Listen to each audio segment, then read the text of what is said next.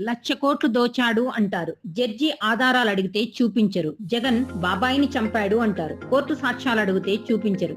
Jagan liquor scam చేశాడు అంటారు. Judge ఆధారాలు అడిగితే అబ్బే మా దగ్గర లేవు అంటారు. తిరుపతి లడ్డూలో కల్తీ జరిగిందంటారు. కోర్టు ప్రూఫ్ చూపించరు.